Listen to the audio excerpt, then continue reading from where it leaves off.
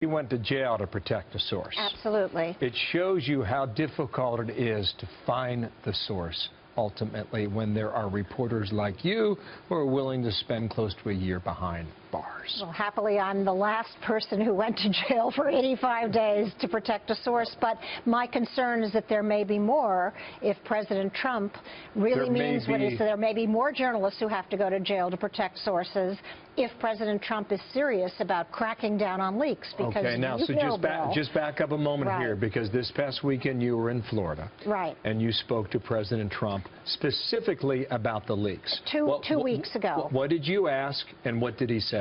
My apologies, 2 weeks ago. Right after the Red Cross ball, I spoke to him and I said, was he concerned about the leaks of very sensitive information out of his administration? He immediately exploded and said it was disgraceful, it was despicable, he was very concerned, and he was convinced that it was being done by the Obama holdovers in his administration, and these people were being replaced, he said.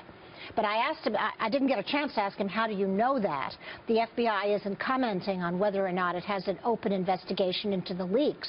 But what I do know is that the underlying story has been preoccupying the FBI, and that's where their effort has been. So he suggested to you that this was on behalf of the previous administration, right, without offering any evidence. Does that surprise you? No, and it's a natural suspicion on his part, but as we saw from the tweet today, he also suspects the intelligence community for leaking this kind of material. And why wouldn't they? I mean, he attacked them mercilessly. He compared them to Nazis, and when he did that, I said to myself, oh boy, this is not a shrewd move by the president-elect. That's an interesting point. Senator Schumer said the other day, if you take on the intelligence community, they have 6 ways of Sunday of getting back at you. Exactly. You agree with that? I agree with that, and I do know that as hard as they're going to try to plug these leaks, as a recipient of many, many leaks, you never know why people leak. Karl Rove was on 30 minutes ago. He suggested this is revenge.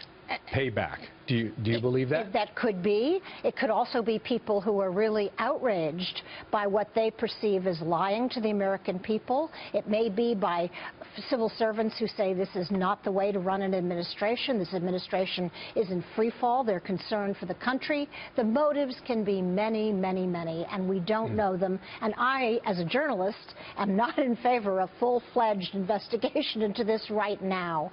Yes, when the president gets a handle on his own communications team so they stop contradicting one another, we can begin to look at leaks. But the much more important issue right now is, did the Russians really succeed in influencing our election through Trump campaign aides and Trump officials? It's apparent they tried. They tried. To what effect, we do not know. Even the New York Times says there is no evidence that the FBI has been able to find so far that suggests that there was any collusion. We have to keep that in mind. On that point, Trey Gowdy, last hour, right here on our program. Right. When you have a classified transcript that makes its way into the public domain, I know the care that the intelligence community, for the most part, takes to protect classified information. The fact that you would leak it to the media is, in some instances, a crime. It's not just a leak, it's a crime. Could be a crime in every incident, not just some.